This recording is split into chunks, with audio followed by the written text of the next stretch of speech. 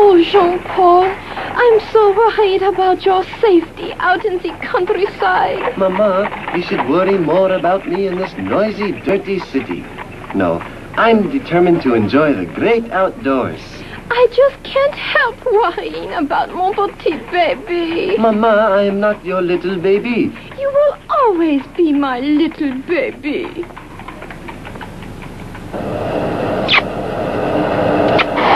All aboard! Mama, I must go. The train is about to leave. You will take care, Jean-Paul. Yes, Mama, I have to go. You have packed your sweater. You have packed it, Mama. I won't need it. It's summer. Your coat. You packed that, too.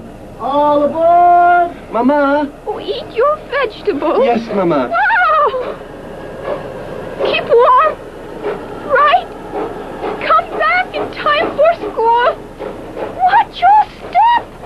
You should board the train before it moves. Oh, my little baby. What will he do all summer without me? It is very hot. Whew, and no shade. And this is very odd. There are no trees anywhere. And the houses are deserted and falling apart. There isn't even the sound of birds. Oh, who is this?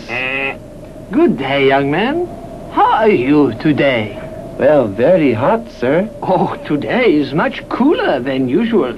It's the lack of shade. Are you from this area? I was born here, and I will die here. Unlike some who have given up and left our pitiful Provence.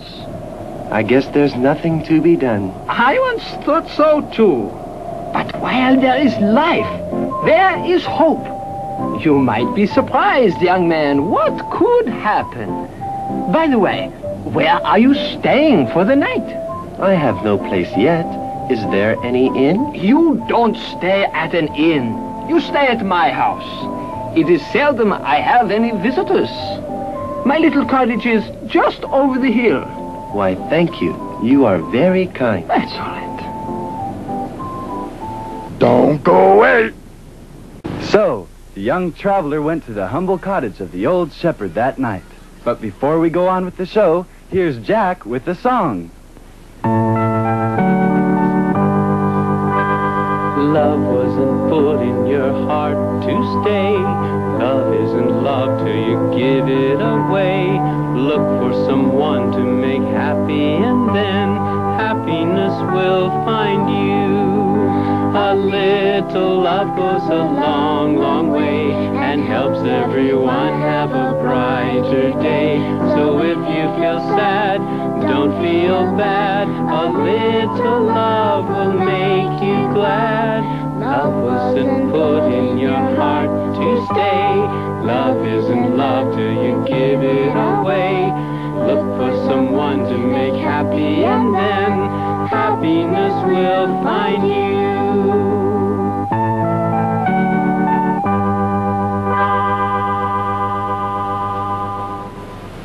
Thank you, Jack, for that beautiful song. Well, let's get back to Grandpa. So, children, how do you like the story? Great! But it's not over yet, is it? Oh, no, of course not. That evening, at the shepherd's cottage, did you enjoy your supper, Jean-Paul? Oh, yes, thank you. You're welcome. It's been a long time since I had any visitors, so I enjoy having you here. But I must prepare for tomorrow. Please excuse me and make yourself at home. You are very kind. Now, let's see. Hazelnut? Yes, that's a real beauty. Chestnut? Oh, that will never do. Out you go. Only the best will do. Acorn? What in heaven's name is the old man doing? Jean-Paul went along the next day as Marcel took his sheep out to pasture. He watched curiously as the shepherd would walk for several paces and take his rod and thrust the end of it firmly into the earth. Then he'd drop a nut into the hole and cover it with earth. 1, 2, 3. This should make a fine tree. 1, 2, 3. And this will grow into a beautiful chestnut tree. Excuse me, sir, but what are you doing anyway? Well, it's obvious what I'm doing. I'm planting trees. But it will take years and years and years before these trees ever get to where they could do you any good. Yes, but someday they'll do somebody some good, and they'll help to bring life back to this dry land. Whatever are you staring at? I'm just amazed by your unselfish concern. You're a very good, unselfish man. You're a giant among men. Oh, nonsense. I was just thinking one day, what can I do to this dry land? I guess I'll do what one man can, to be faithful each day, to plant these seeds. Someday they'll grow into beautiful trees. Jean-Paul soon went back to school, and Marcel went on planting. Then the rains came, and the nuts began to grow, and the valley began to change. Soon the dry land around the deserted villages was replaced with beautiful trees. And as the trees began to grow, the villagers returned and began to farm once again. 20 years later, Jean-Paul, now a well-known man in his 40s, again visited this same area.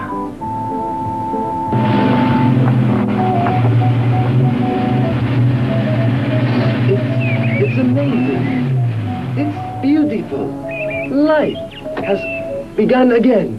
And look, the villagers are returning, and the farmers are beginning to farm again, and even the wildlife has returned.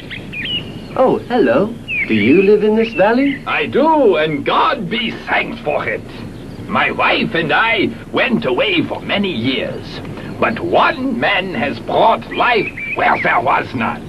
So we and our children have returned to thriving Provence. And that man, old Marcel, has he died by now? Oh, that old codger, he will never die. In fact, here he comes now to plant more seeds. Hello, Marcel. Oh, do you remember me? Let me see. You're, it's Jean-Paul, the traveler. How are you, my boy? You are looking good. Marcel, what you have done here is a miracle. I'm so happy that your plan has worked. All by yourself, you've changed a wasteland into a beautiful forest. The government even gave him a plaque of honor for it. Really? Well, the government came down to see this new natural forest, but when they found out it was I who planted all the trees, I wonder who that could be. Come in. Good day. We are looking for the man who planted the trees. Well, if I am not mistaken, you are looking at the tree planter. You? But I saw no nursery, no seedling. I sort nuts every night, right here. It's a simple little job that keeps me busy and does some good.